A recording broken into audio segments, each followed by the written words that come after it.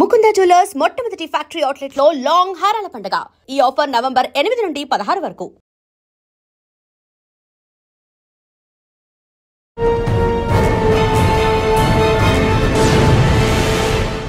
Welcome to I dream. మహారాష్ట్రలో మరో Telugu IFS officer ప్రస్తుతం మనతో ఉన్నారు. ఆయన పేరు ఆనంద్ రెడ్డి గారు. తడబా, చంద్రపూర్ రెండు కూడా పులులకి నిలయం. తడబా ఒకప్పుడు చూస్తే హిస్టారికల్గా బ్రిటిష్ టైంలో హంటింగ్ ఎందుకంటే పర్మిట్ సంవత్సరానికి 3 టైగర్లు చంపడానికి అలా ఇచ్చేవారు. వరల్డ్ మొత్తంలో చూస్తే టైగర్స్ సంఖ్య ఒక 5,000 ఉంటుంది. ఇండియాలో అవి 3,800 ఉంటాయి. మహారాష్ట్రలో 440, చంద్రపూర్లో 200. అండ్ మొత్తం ప్రపంచంలోని 5% టైగర్స్ ఈ చంద్రపూర్ జిల్లా మాత్రమే ఉంది. సార్, ఇప్పుడు ఈ ప్రాంతంలో ఉన్న టైగర్ వేరే ప్రాంతంకి ఎందుకు వెళ్తుంటుందండి? మదర్ కబ్స్ని పెంచుతుంది. 2-2.5 ఏళ్ళ వరకు పెంచుతుంది. ఒకసారి స్వతంత్రంగా అవి హంట్ చేయడం స్టార్ట్ చేశాక వీళ్ళు ఇది గెలిస్తే ఆ టెరిటరీ ఆక్యుపై చేస్తుంది, ఓడిపోయింది బయటకు వెళ్ళిపోతుంది. అంటే పులి మనం ఒకసారి చూస్తే పులి అప్పటికే మనకి 100 సార్లు చూసిందంటారు వాస్తవాలు. That is true. ఎందుకంటే అవి చాలా ఈజీగా క్యామోఫ్లేజ్ అయిపోతాయి. ఇప్పుడు ఇక్కడ టైగర్ ఉందంటే మనకు అసలు తెలియ కూడా తెలియదు ఇక్కడ టైగర్ ఉంది. నాసిక్లో మీకు ఛాలెంజ్ వచ్చింది. నాసిక్ వెళ్ళాక నాకు అసలు బర్డ్స్ కనిపించలేదు. సో నేను సర్ప్రైజ్ అయ్యి అక్కడ పెట్రోలింగ్ వెళ్తున్నప్పుడు చూసేవాళ్ళని ఏంటంటే చిన్నపిల్లలు ఈ గులేర్లు వాడి చాలా చంపేవారు. అక్కడ నెట్వర్క్ కూడా వచ్చేది కదా. టైగర్స్ యొక్క యాటిట్యూడ్ అంటే ప్రవర్తన ఎలాగుంటుంది? ఒకవేళ మనకు పులి కనబడితే మనం ఏం చేయాలి? టైగర్ ఏమన్నా ఎదురుపడితే ఏదైతే చేయాలో టైగర్ చేస్తుంది, మనం ఏం చేయకుండా పారిపోవడం కానీ దాన్ని ప్రొవోక్ చేయడం కానీ చేస్తే అది అన్నెసరీ ఇరిటేట్ అయ్యి అటాక్ చేస్తే ఛాన్స్. ప్రతి సౌండ్కి ఒక అర్థం ఉంటుంది టైగర్. ఇది వార్నింగ్, అగ్రెషన్. వేరే టైగర్ ఛాలెంజ్ చేసిన ఆ టైంలో వచ్చేసాం. ఏదన్నా ఇబ్బంది ఉన్నదానికి డిస్కంఫర్ట్ చూపిస్తుంది. పులికి చంపి ఆ బోన్స్ తీసుకెళ్ళి అమ్మడం గ్యాంగ్ తిరుగుతుంది. ఈస్ట్ ఏషియాలో కానీ సౌత్ ఈస్ట్ ఏషియాలో కానీ వాళ్ళ ట్రెడిషనల్ మెడిసిన్లో దీని రక్తం కానీ దీని బోన్స్ జ్యూస్ కానీ దాన్ని వాడితే దానికి స్పెషల్ పవర్స్ ఏదో ఉన్నాయని అన్సైంటిఫిక్ రీజన్స్ బయటకు వస్తాయి. కాకుండా బోన్స్కి, బ్లడ్కి, కెనైన్స్కి, నెయిల్స్కి ఈవెంట్ పెరిగిపోయింది. ఎందుకంటే ఇంతకుముందు వాళ్ళంతా మొబైల్ లేకుండా వేరేలాగా క్యాష్లో ఆపరేట్ చేస్తారు. ఫస్ట్ టైం వాళ్ళు బ్యాంక్ అకౌంట్లో మనీ ఇదంతా డీల్ చేయడం ఫస్ట్ టైం మాకు షాక్. అసలు పులి దగ్గరికి వెళ్ళి చంపడం అనేది అంత సాహసం అలాగా? అంతవరకు పులి ఏం చేయదా? నైట్ టైం అడవిలోకి వెళ్తారు, వాటర్ తాగే పాయింట్స్ ఏవైతే ఉన్నాయో టైగర్, సో అందులో ట్రాప్ అయిన తర్వాత టైగర్ని వెనక నుంచి ఒక వితిన్ 1-2 అవర్స్ మొత్తం మేము మిగలదన్నమాట. స్కిన్ తీసే వాళ్ళ ఎక్స్పర్టీస్ వేరే ఉంటుంది, మీట్ తీసే వాళ్ళ ఎక్స్పర్టీస్ వేరే ఉంటుంది. ఆ స్కిన్ కూడా ఎలా తీస్తారంటే ఇంటర్నేషనల్ మార్కెట్లో స్పెషల్ లేడీస్ వాడతారు. వాళ్ళని ఎక్కువగా చెకింగ్ ఇవేమి ఉండవు కాబట్టి అక్కడి నుంచి వెళ్ళి అక్కడ మొబైల్స్ తోటి వాళ్ళు ఆల్రెడీ లింక్ ఉంటారు, డిటర్మెంట్ ప్లేస్ ఉంటుంది. మనకు నాటుకోడి తింటే వేరేలా ఉంటుంది, సో బ్రాయిలర్ కోడి కన్నా. సో వాళ్ళకు వైల్డ్ టైగర్సే కావాలి. మహారాష్ట్రలో మరో తెలుగు ఐఎఫ్ఎస్ ఆఫీసర్ ప్రస్తుతం మనతో ఉన్నారు. ఆయన పేరు ఆనంద్ రెడ్డి గారు. తెలంగాణలో సిద్దిపేట చెల్లిన ఆనంద్ రెడ్డి గారు ప్రస్తుతం తడబా ఫారెస్ట్ డిఎఫ్ఓగా పనిచేస్తున్నారు. ఆయన తెలంగాణ నుంచి మహారాష్ట్రకు వచ్చినప్పుడు జర్నీ ఎలా సాగింది, ఇక్కడికి వచ్చేందుకు ఆయన అచీవ్మెంట్ ఏ విధంగా ఉంది, ఇక్కడికి వచ్చిన ఛాలెంజ్ ఎలాగ వచ్చిన విషయాన్ని ఆనంద్ రెడ్డి గారికి తెలుసుకుంది. సార్ నమస్తే అండి. తెలంగాణ సిద్దిపేట నుంచి ఆనంద్ రెడ్డి గారు కొంతకాలం విశాఖపట్నంలో పనిచేసి తర్వాత ఇప్పుడు ప్రస్తుతం మహారాష్ట్ర తడబా డిఎఫ్ఓ, అంటే ఇక్కడ అక్కడ డిఎఫ్ఓ ఇక్కడ డిసిఎఫ్ అంటాం. ఇక్కడ డిసిఎఫ్ అంటాం. వైల్డ్ లైఫ్లో పనిచేసే వాళ్ళని డిప్యూటీ డైరెక్టర్స్ అంటాం. ఓకే. వైల్డ్ లైఫ్లో డిప్యూటీ డైరెక్టర్, ఫీల్డ్ డైరెక్టర్ ఈ సెటప్ ఉంటుంది. ఓకే. ఇక్కడికి వచ్చాక మీకు వచ్చిన ఛాలెంజ్ ఏంటి? ఇక్కడ తడబా అనగానే తడబా, చంద్రపూర్ రెండు కూడా పులులకి నిలయం. దాదాపు 400 పైగా కనిపిస్తుంటాయి పులులు. ఇక్కడ నుంచే కూడా తెలంగాణకో లేదా ఛత్తీస్గఢ్కో వెళ్తుంటాయి. ఇంకా తెలంగాణ తీసుకుంటే కవ్వాల్ టైగర్స్ కూడా ఇది కారిడార్ కనిపిస్తుంటుంది. ఇక్కడికి వచ్చాక మీకు మెయిన్ ఛాలెంజ్ ఏముంది? ఈ పులుల యొక్క సంఖ్య పెంచడానికి ఏం చేసుకొచ్చారు? ఎక్కువ సిస్టమ్ ఎలా డెవలప్ చేశారు? అన్నిటికంటే ఇంపార్టెంట్ పులుల్ని హంట్ చేసే ఒక గ్యాంగ్ కూడా ఇక్కడ ఉంటుంది, పులుల మీద అటాక్ చేయడం. దాన్ని ఇటీవల కాలంలో మీరు ఒక బ్రేక్ చేశారు కాబట్టి ఆ హంటర్స్ ఎలాగ వస్తుంటారు అంటే కేవలం పులి చర్మం కోసం, గోలు కోసం కాకుండా వాళ్ళు బోన్స్ కోసం రావడం. ఆ బోన్స్ ఎక్కడ ఎక్స్పోర్ట్ చేస్తున్నారు, ఆ బోన్స్ వాళ్ళకి ఏం జరుగుతున్నాయి, వీటి మీద ఒక మీ ఇన్వెస్టిగేషన్ డెప్త్గా వెళ్ళింది కాబట్టి దాంట్లో జరిగిన విషయాలు ఏంటి? ముఖ్యంగా ఒక ఎన్విరాన్మెంట్ అవ్వాలంటే, ఫారెస్ట్ కాపాడుకోవాలంటే కేవలం ఫారెస్ట్ డిపార్ట్మెంటే కాకుండా ఫారెస్ట్ డిపార్ట్మెంట్తో పాటు పబ్లిక్ కూడా సపోర్ట్ చేస్తే ఈ డిపార్ట్మెంట్ ఫారెస్ట్ ఏ విధంగా డెవలప్ అవుతుంది? ఈ ప్రశ్నలన్నిటికీ సమాధానం చెప్పే ముందు ఆనంద్ రెడ్డి గారు ఫారెస్ట్ డిపార్ట్మెంట్ రావాలని ఎందుకు రావాలనుకున్నారు? బై ఛాన్సా, బై చాయిసా? బై చాయిస్ అని చెప్పొచ్చు. ఎందుకంటే నాకు చిన్నప్పటి నుంచి వైల్డ్ లైఫ్ అంటే కొంచెం ఇంట్రెస్ట్, ఇంక్లినేషన్ ఉంటుండే. చిన్నప్పుడు నాకు గుర్తుండే ఏదో వేసవికాల సెలవుల్లో మా ఫాదర్ జైలర్గా పనిచేశారు. అవునా? ఏం పేరు? మల్లారెడ్డి. నిజామాబాద్లో ఉండేవారు, హైదరాబాద్లో పనిచేశారు. అవునా? అదే పోలీస్ డిపార్ట్మెంట్ మీది కూడా? Prisons department. ప్రిజన్స్ అదే కదా. సో ఫాదర్ ఒకసారి 4th క్లాస్లో కొన్ని బుక్స్ తీసుకొచ్చారు ఆఫ్రికన్ యానిమల్స్ గురించి. నాకు ఇంకా గుర్తుంది ఆ వైల్డ్ డాగ్స్ గురించి, వీటి గురించి. అప్పటి నుంచి నాకు వైల్డ్ లైఫ్ ఇవన్నీ ఇంక్లినేషన్ ఉంటుండే. సో సివిల్ స్టార్ట్ చేసినప్పుడు కూడా నాకు టార్గెట్స్ 2 పెట్టుకుని ఉండే, ఐపీఎస్ ఆర్ ఫారెస్ట్ సర్వీస్ అనుకున్నా. సో 4th అటెంప్ట్లో ఇది క్లిక్ అయింది. So stuck to this. అంటే ఐఎఫ్ఎస్ రాకముందు కూడా మీరు సివిల్స్ ప్రిపేర్ చేస్తారు కదా? అవునండి, సివిల్స్ ప్రిపేర్ అవుతున్నప్పుడు 3rd అటెంప్ట్లో ఐఎఫ్ఎస్ ఇంటర్వ్యూకి వచ్చింది. నేను 4th అటెంప్ట్లో ర్యాంక్ వచ్చింది. ఓకే. సివిల్స్ రాసే క్రమంలో మీ లైఫ్ పార్ట్నర్ ఎదురవుతారని ఊహించారా? అఫ్కోర్స్, ఎవరు ఊహించారు అలా. సో తను ఢిల్లీకి వెళ్ళాం. ఢిల్లీలో కామన్ ఫ్రెండ్స్ తోటి పరిచయం అయ్యింది అండ్ కలిసి ప్రిపేర్ అయ్యాము. ఓ టైం వీ స్ట్రగుల్ టుగెదర్. కష్టాలు అంటే స్టార్టింగ్ అటెంప్ట్స్లో అవ్వకుంటే ఆ ప్రెషర్ వేరేలా ఉంటుంది. సో ఇద్దరం అలా ఫేస్ చేసాము. తను 16 అటెంప్ట్లో తను ఇంటర్వ్యూకి వెళ్ళింది, ఈవెన్చువల్ ర్యాంక్ రాలేదు. 17లో నేను ఇంటర్వ్యూకి వెళ్ళాను, ర్యాంక్ రాలేదు. 18లో ఇద్దరికి ఒకేసారి వచ్చేసింది. సో అలా ఫేట్ డిసైడెడ్. అంటే పెళ్లి చేసుకుంటాను ప్రపోజల్ మీద మేడం? ఒక విధంగా ఇద్దరిది. ఓ టైం ఒక రిలేషన్లో తెలిసిపోతుంది. సో ఐ వుడ్ సే ఇద్దరిది అని చెప్పి. ఇద్దరు అండ్ ఇద్దరు పేరెంట్స్కి ముందు నుంచి ఇద్దరం తెలుసు. మీ ఇద్దరు ఆ విధంగా వచ్చారు. ఇంట్లో మీ పేరెంట్స్ కూడా ఒప్పుకోవడం, పెళ్లి జరిగిపోవడం, మహారాష్ట్ర క్యాడర్ అలాట్ అవ్వడం. మహారాష్ట్ర క్యాడర్ అనేది నాకు అలౌట్ అయింది. శ్వేతకు Jammu Kashmir cadre. So spousal grounds మీద ఒకరు ఇంకో క్యాడర్కి వెళ్ళొచ్చు. సార్, మహారాష్ట్ర క్యాడర్ వచ్చిన తర్వాత మీ ఫస్ట్ పోస్టింగ్ ఎక్కడ వచ్చింది? ఫస్ట్ పోస్టింగ్ ప్రొబేషన్ నాసిక్లో అయింది. ఇద్దరిది, శ్వేతది నాది. అక్కడ నాసిక్లో మీకు ఛాలెంజ్ ఏమొచ్చిందండి ఫస్ట్ పోస్టింగ్లో? ఫస్ట్ పోస్టింగ్ చెప్పాలంటే లాంగ్వేజ్ ఛాలెంజ్ ఉంది. ఎందుకంటే ఇక్కడ మహారాష్ట్రలో మరాఠీ ఎక్కువ నడుస్తుంది. ఈవెన్ అఫీషియల్ కరెస్పాండెన్స్ లెటర్స్లో కూడా మరాఠీలోనే ఉంటుంది. సో అండ్ మాకు ఇచ్చిన రేంజెస్ చాలా రిమోట్ అనమాట. నాసిక్లోనే అలాంటి రిమోట్ ఏరియాస్ ఉన్నాయని మేము అనుకుంటాం. సో అక్కడ నాసిక్లో ఫారెస్ట్ ఉందండి? అంటే గోదావరి పుట్టిన బెల్ట్ ఆ ఏరియాలో ఉంటుంది. Around 10% area forest area.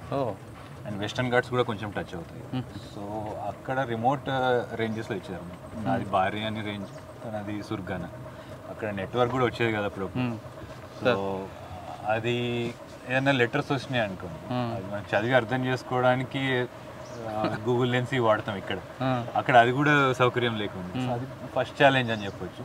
తర్వాత స్లోలీ నేర్చుకుంటూ వాళ్ళతో మాట్లాడుతూ నేర్చుకున్నాను. సో ఫస్ట్ ఛాలెంజ్ లాంగ్వేజ్ అని చెప్పొచ్చు. సెకండ్, అక్కడ ఉన్నప్పుడు నేను ఫేస్ చేసింది ఏంటంటే, నాకు బర్డ్ ఫోటోగ్రఫీ ఇంట్రెస్ట్ ఉంది. Right from academy days photography చేసేవాడిని బర్డ్స్. సో అక్కడ నాసిక్ వెళ్ళాక నాకు అసలు బర్డ్స్ కనిపించలేదు. నేను అంటే నాసిక్లో నా రేంజ్లో. సో నేను సర్ప్రైజ్ అయ్యి అక్కడ పెట్రోలింగ్ వెళ్తున్నప్పుడు చూసేవాళ్ళని ఏంటంటే, చిన్నపిల్లలు ఈ గులేర్లు అంటారు కదా, అంటే మంకీస్ని ఎలగొట్టడానికి వాడతారు. సో అవి వాడి చాలా చంపేవాళ్ళు. ఎస్పెషల్లీ మేము వెళ్ళింది కోవిడ్ టైంలో. అక్కడ పిల్లలకి స్కూల్స్ హాలిడేస్ ఉండేవి. సో చాలా ఎక్కువ మొత్తంలో పక్షుల వేట జరిగింది. అంటే వాళ్ళు పక్షులు చంపి తినడం అది కాదనుకున్న స్పోర్ట్ కోసం చంపేటోళ్ళు. సో అదొకటి ఛాలెంజ్గా తీసుకొని అక్కడ చిన్న ఇనిషియేటివ్ స్టార్ట్ చేసింది. సో వాళ్ళకి అవగాహన కలిగించి అండ్ వాళ్ళకు మనసు మార్చేలాగా బిహేవియరల్ చేంజ్ తీసుకురావడానికి ఒక 2 months మా ఫీల్డ్ స్టాఫ్ తోటి కష్టపడి వాళ్ళతోటి వాలంటరీగా సరెండర్ చేయించాను. అచ్చా సార్, ఇప్పుడు మనం మెయిన్ తడబా కోర్ ఏరియాలోకి వచ్చాం. ఇక్కడ విజిటర్స్ కానీ టూరిస్టులు కానీ ప్లాస్టిక్ వాడకుండా ఎలాంటి ప్రికాషన్స్ తీసుకుంటున్నారు? ఇక్కడ ఉన్న ఏరియాలో ఒకవేళ పులి మనకు సైట్ అయిందనుకోండి, ఏం చేయాలి? ఎన్ని పులులు ఇక్కడ ఉండొచ్చు? ఎప్పుడైనా ఈ కోర్ కానీ బఫర్ ఏరియా కానీ గేట్లో టూరిజం సఫారీ స్టార్ట్ అయ్యే ముందు ప్రతి వెహికల్లో ఒక గైడ్ ఉంటుంది. అండ్ వాళ్ళు ఎక్స్ప్లెయిన్ చేస్తారు యాక్చువల్లీ డూస్ అండ్ డోంట్స్ అంటాము. ఏం చేయొచ్చు, ఏం చేయకూడదు. అందులో చాలా ఉంటుంది. మొబైల్స్ అలౌడ్ కాదు, ఏమి ఆల్కహాల్ కన్జంప్షన్ కానీ స్మోకింగ్ కానీ ఇవేమీ అలౌడ్ కాదు. లౌడ్ మ్యూజిక్ అసలు స్పీకర్స్ ఏవి అలౌ చేయం. అందులో పాటు దాంతోపాటు ప్లాస్టిక్ కూడా అలౌ చేయం. Plastic strictly prohibited. అయితే వాటర్ బాటిల్స్ వాళ్ళు క్యారీ చేయాలనుకుంటే మేము ప్రతి సఫారీలో ఇలాంటి 2 water bottles, glass bottles free of cost ఇస్తాం. అండ్ వాళ్ళు తీసుకెళ్ళిపోవచ్చు. ఓకే, బాటిల్ వాళ్ళ టికెట్తో పాటు కాంప్లిమెంటరీ. ఇది ఇయర్ స్టార్ట్ చేసాం.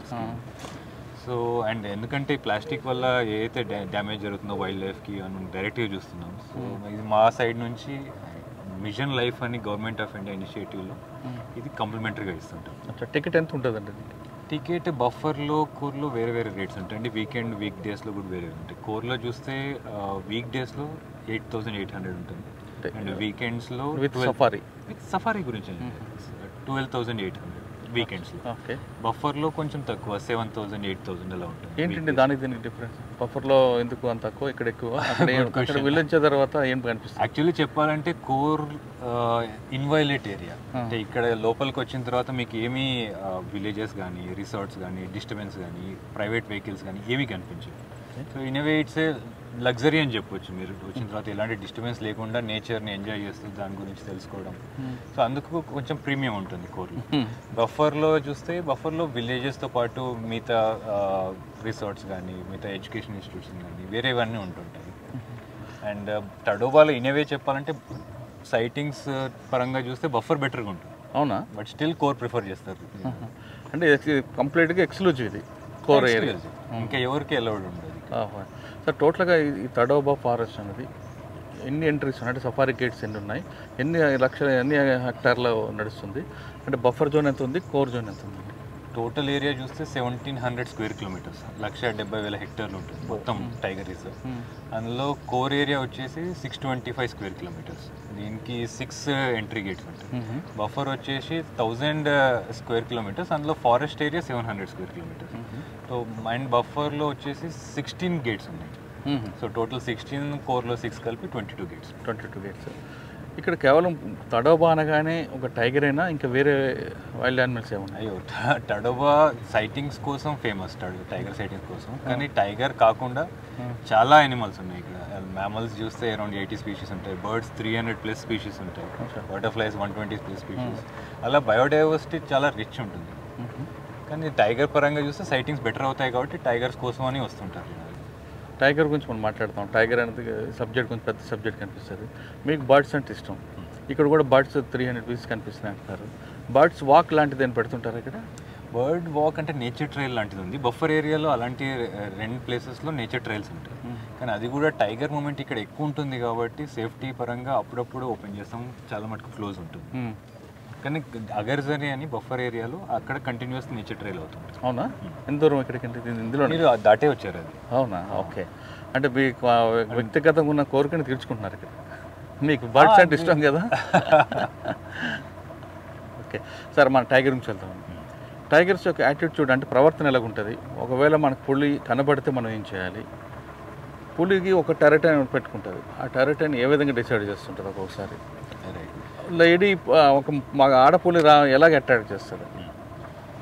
టైగర్ వచ్చేసి మీరు చూస్తే చాలా రాయల్ యానిమల్, మిగతా యానిమల్స్ లాగా కాకుండా. దానికి చాలా ఏరియా అవసరం ఉంటుంది. జనరల్గా థియరిటికల్గా చెప్పాలంటే 80-100 స్క్వేర్ కిలోమీటర్స్ అంటారు. బట్ దానికి వచ్చే ప్రే బేస్ కానీ, అంటే జింకల పాపులేషన్ ఎలా ఉంది, తినే ఆహారం పాపులేషన్ డెన్సిటీ బట్టి, ఇక్కడ ఉన్న వాటర్ రిసోర్సెస్ బట్టి తక్కువ ఏరియాలో కూడా అడ్జస్ట్ అవుతుంది. సో అలాగే టడోబా ఒకప్పుడు చూస్తే హిస్టారికల్గా బ్రిటిష్ టైంలో హంటింగ్ బ్లాక్ ఈ ఏరియాస్ వచ్చేసి.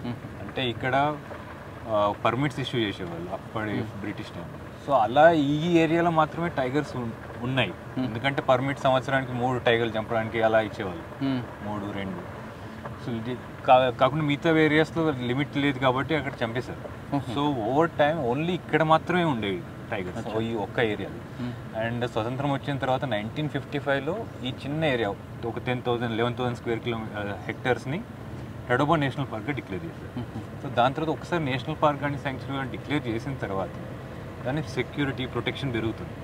సో అలా ఇక్కడున్న టైగర్స్ స్ప్రెడ్ అయ్యాయి. మళ్ళీ 86లో పక్కనున్న ఒక 50,000 హెక్టార్స్ని యాడ్ చేశారు. అది అందారి శాంక్చురీ.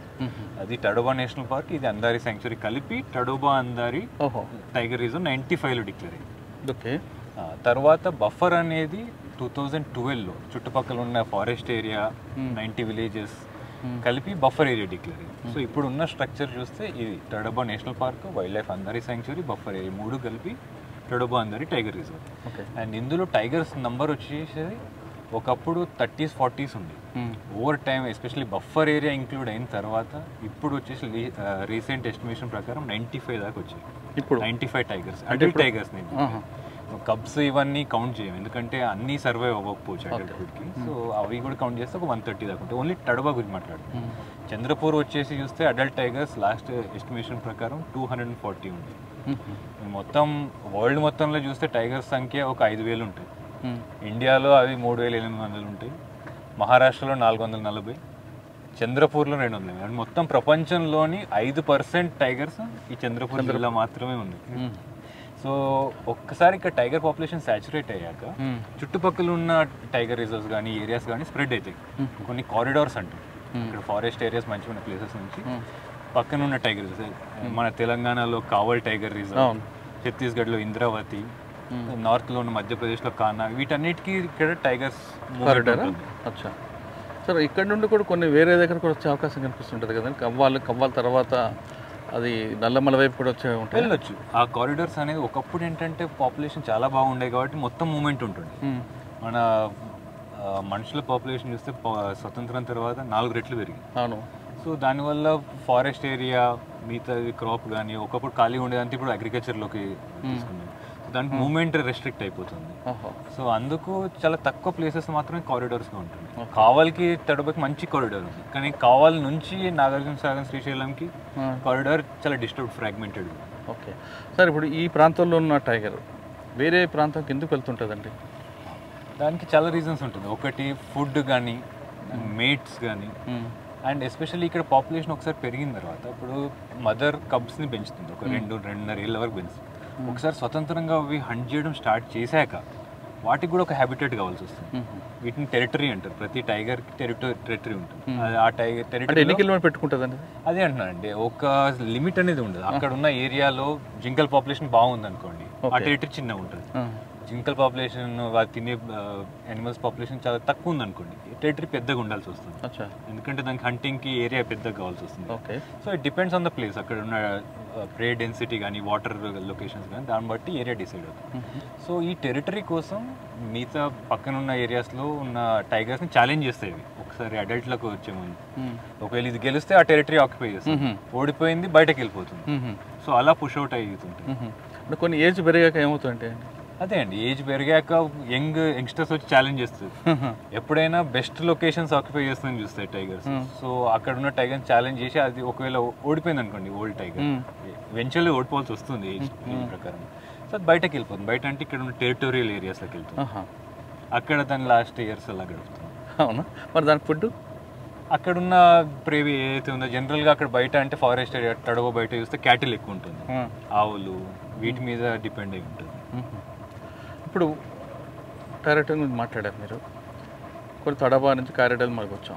ఒకవేళ పులి మనకు అడవులు ఎదురుపడితే ఏం చేయాలి? టైగర్ ఏమన్నా ఎదురుపడితే ఏదైతే చేయాలో టైగర్ చేస్తుంది, మనం ఏం చేయకుండా. పారిపోవడం కానీ, దాన్ని ప్రొవోక్ చేయడం కానీ చేస్తే అది అన్నెసరీ ఇరిటేట్ అయ్యి అటాక్ చేసే ఛాన్సెస్ ఎక్కువ ఉంటుంది. బెస్ట్ థింగ్ టు డూ సైలెంట్గా ఉండి దాన్ని ఫేస్ చేస్తూ అలాగే అక్కడే ఉండిపోవడం.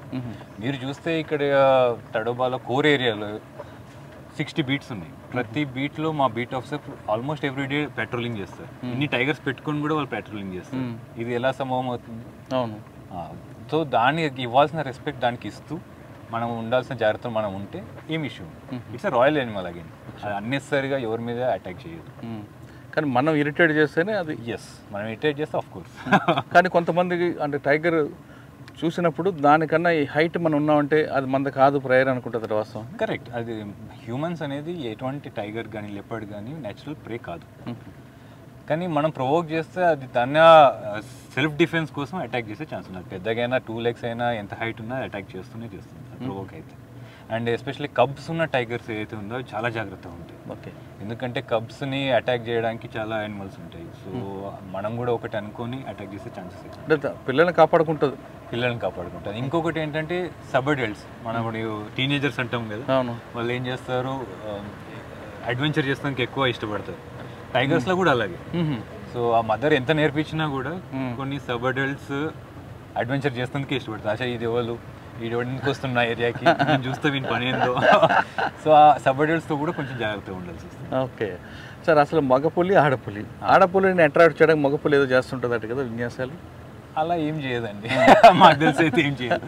వాటికి మేటింగ్ సీజన్లో ఫెర్మోన్స్ అంటారు, అవి ఎయిర్లో డిస్పర్స్ చేస్తుంటాయి. సో చాలా కిలోమీటర్స్ వరకు అవి స్ప్రెడ్ అయ్యి వాటికి తెలిసిపోతుంది అంటే ఈ టెరిటరీలో ఒక ఆడపుల్లి మేటింగ్ చేస్తానికి రెడీగా ఉంది అని తెలుస్తుంది. సో అవే అప్రోచ్ అయితే కొన్ని బర్డ్స్ ఉన్నాయి. ఇప్పుడు బర్డ్స్ ఆఫ్ ప్యారడైజ్ అని సౌత్ ఈస్ట్ ఏషియాలో అమెజాన్ ఫారెస్ట్లో, వాటిని మీరు చూస్తే మంచి మంచి వీడియోస్ ఉన్నాయి. చాలా బాగా డాన్స్ చేస్తాయి, చాలా కలర్ఫుల్ గా ఉంటాయి, చాలా బాగా డాన్స్ చేస్తాయి.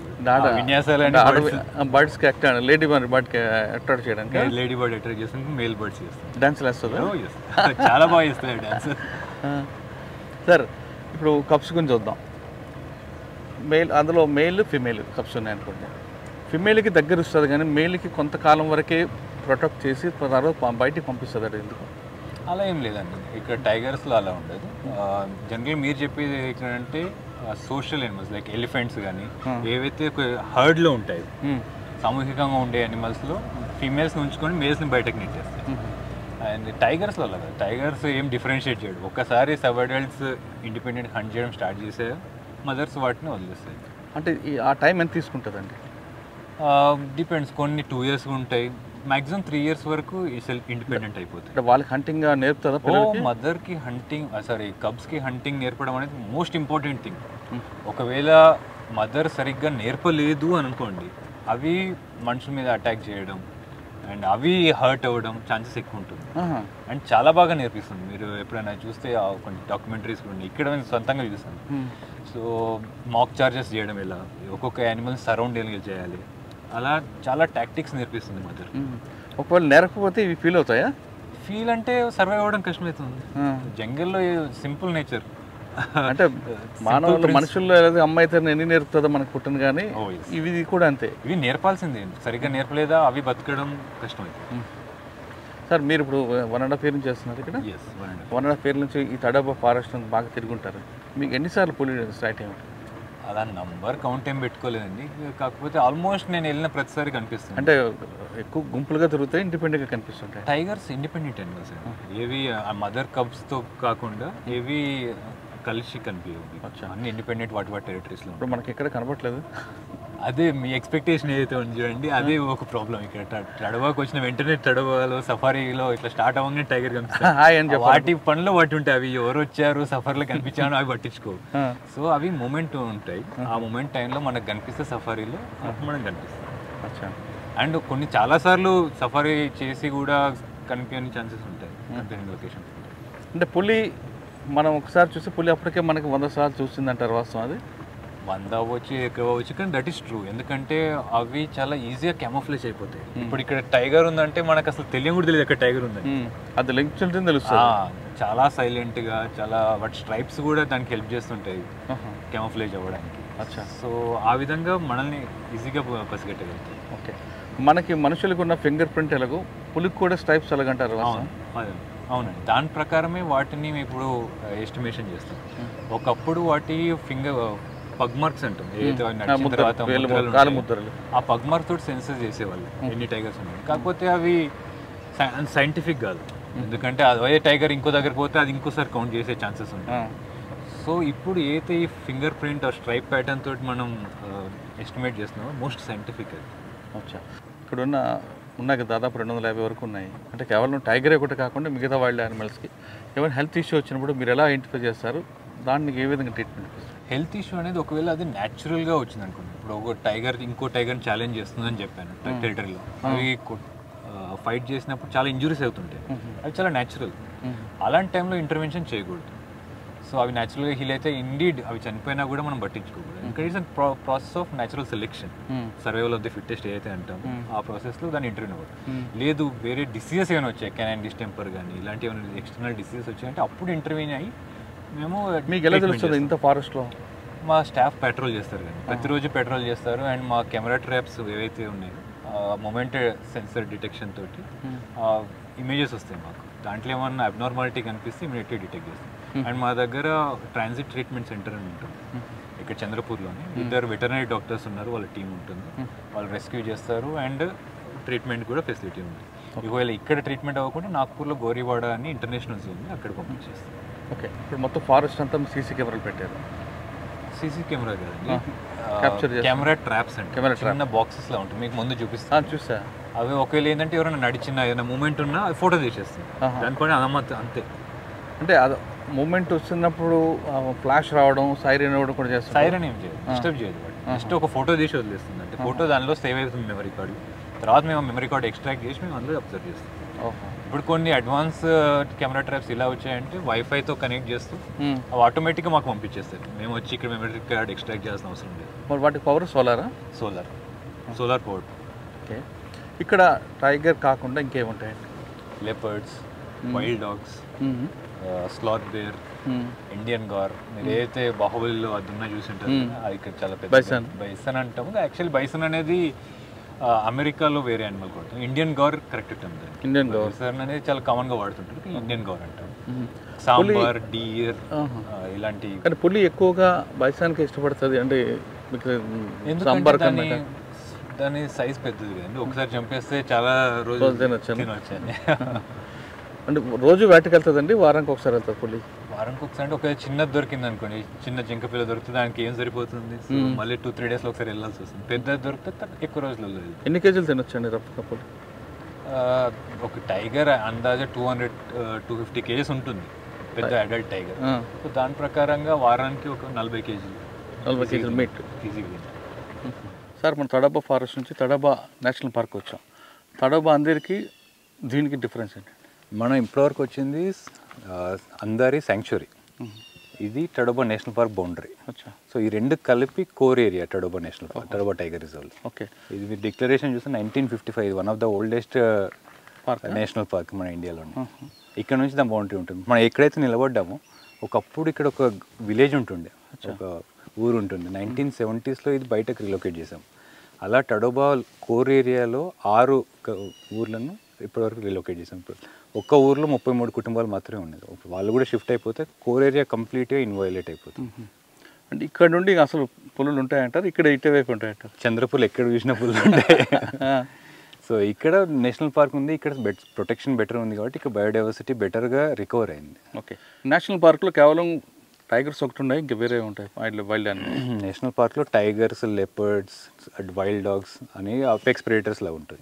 అవి కాకుండా 80+ మ్యామల్ స్పీషీస్ ఉన్నాయి, జింకలు, దుప్పలు, and Indian gaur, bisons and birds అయితే 300 వెరైటీస్ అయితే బర్డ్స్ ఉన్నాయి, 120 ఆడ్ బటర్ఫ్లైస్, ఇన్సెక్ట్స్ చాలా ఉన్నాయి. ఓకే, కానీ ఇక్కడికి వచ్చే టూరిస్ట్కి సెల్ ఫోన్ కూడా నాట్ అలౌడ్ అంటారు, ఎందుకు? సెల్ ఫోన్ వల్ల ఏమవుతుందంటే డిస్టర్బెన్స్ ఉంటుంది, వాళ్ళకు డిస్టర్బెన్స్ ఉంటుంది, మిగతా వాళ్ళకు డిస్టర్బెన్స్ ఉంటుంది. సెల్ఫీ అని చెప్పేసి వాళ్ళు చెయ్యి ఎక్కడో పెట్టేసి ఫోకస్ నేచర్ మీద పెట్టకుండా సెల్ఫీస్ మీద పెట్టుతున్నారు. దానివల్ల ఫోన్ పడిపోవడం, వాళ్ళు కింద పడడం, మళ్ళీ ఏమైనా ఇష్యూస్ అవ్వడం ఒకటి. ఇంకోటి ఏంటంటే ఏమన్నా మొబైల్ ఉంటే ప్రతిసారి వాళ్ళు మాట్లాడడం సిగ్నల్స్ వచ్చిన ప్లేసెస్లో, దానివల్ల యానిమల్స్ కూడా డిస్టర్బ్ అవుతుంటాయి. సో ఆ అన్నిటి రీజన్స్ వల్ల ఇక్కడ తడోబాలో లాస్ట్ 3 years నుంచి మొబైల్స్ అలౌ చేయట్లేదు. ఓకే, ఇది కాకుండా టూరిస్ట్ వచ్చారనుకోండి, వాళ్ళకి ఏదైనా మంచి రిఫ్రెష్మెంట్ అవ్వాలంటే హోటల్స్ కానీ లోపల ఉంటాయా, లేదు అక్కడ బయట కొనుక్కొని రావాలా సార్? మీరు ఎక్కడైతే ఫస్ట్ ఎంటర్ అయ్యారో తడోబాలో బఫర్ ఏరియా అంటాం, కోర్ ఏరియా బయట బఫర్ ఏరియా ఉంటుంది. అందులో 90 దాకా విలేజెస్ ఉన్నాయి, కాకుండా మంచి రిసార్ట్స్ ఉన్నాయి, 80 దాకా రిసార్ట్స్ ఉంటాయి. అందులో వాళ్ళు స్టే చేయడానికి అకామిడేషన్ కానీ తినడానికి కానీ అక్కడ ఫెసిలిటీస్ ఉన్నాయి. ఇప్పుడు సమ్మర్ వచ్చింది అనుకోండి, సమ్మర్లో మరి ఎలిఫెంట్స్ అదే వైల్డ్ యానిమల్స్ కావాల్సిన వాటర్ పాయింట్స్ ఎలాగా? సమ్మర్లో కొన్ని పర్మనెంట్ పాయింట్స్ ఉన్నాయి. ఎక్కడైతే అందారి ఉందో, అందారి అనేది ఇక్కడ నది ఉంటుంది, దాని స్టార్టింగ్ పాయింట్ తడోబా లోపలే ఉంటుంది, అది పర్మనెంట్గా ఫ్లో అవుతుంది. అలా కొన్ని నాలాస్, కొన్ని పాయింట్స్ ఉన్నాయి. అవి కాకుండా షార్టేజ్ ఉంటుంది సమ్మర్లో, వాటి కోసం మేము వాటర్ హోల్స్ అని స్టార్ట్ చేసాం. వాటర్ హోల్స్ అంటే సిమెంట్ సాసర్ షేప్లో ఉంటాయి, అక్కడ వాటర్ అవైలబిలిటీ ఉంటుంది. దానికి మేము సోలార్ యూజ్ చేసి, ఎందుకంటే లోపల కోర్ ఏరియాలో కరెంట్ కనెక్టివిటీ ఉండదు, దానికోసం ఇక్కడ మీరు చూస్తుంటే ఇక్కడ సోలార్ ఉన్నాయి. సో వీటితోటి మేము వాటర్ పంప్ చేస్తూనే ఉంటాం అక్కడ. మీరు వాటి వరకు చూస్తున్నారు, ఇది వైల్డ్ యానిమల్స్ వరకు వాటర్ కోసం ప్రాబ్లమ్ లేకుండా చూస్తున్నారు. కానీ ఒక్కొక్కసారి సమ్మర్లో ఫైర్ యాక్సిడెంట్ అయింది అనుకోండి. సమ్మర్లో ఫైర్ అనేది పెద్ద ఇష్యూ ఇక్కడ. చంద్రపూర్లో మీరు చూస్తుంటే మన రామగుండం లెక్క టెంపరేచర్స్ ఉంటాయి. సో 48 దాకా వెళ్తుంటుంది టెంపరేచర్. అబ్బా. సో అండ్ ఇక్కడ ఉన్న ఫారెస్ట్ ఏంటంటే డ్రై డెసిడ్యూస్ ఫారెస్ట్ అంటాం. ఇక్కడ సమ్మర్లో ఆకులు విడిచేస్తాయి చెట్లు. సో ఎస్పెషల్లీ టీకి కాబట్టి మొత్తం ఆకులు విడిచేస్తాయి. సో అలా అంతా అక్కడ ఫైర్ లోడ్ తయారవుతుంది. ఒక చిన్న అగ్గిజాలు మొత్తం అడవి కాల్చడానికి. సో దానికోసం మేము ప్రిపరేషన్ డిసెంబర్ నుంచి స్టార్ట్ చేస్తాం. ఫైర్ లైన్స్ అని గీస్తాము. ఫైర్ లైన్స్ అంటే ఒక ఏరియా నుంచి ఇంకో ఏరియా ఒకవేళ అంటుకుంటే ఫైర్ స్ప్రెడ్ అవ్వకుండా ఉండడానికి మధ్యలో క్లియర్ చేస్తుంటాం. అండ్ ప్రతి బీట్లో 5 లేబర్ని పెడతాం. వాచ్ టవర్స్ పెడతాం. అంటే ఒకవేళ డిటెక్ట్ అయితే ఫైర్ వెంటనే ఇన్ఫార్మ్ చేయడానికి మాకు వైర్లెస్ నెట్వర్క్ ఉంటుంది.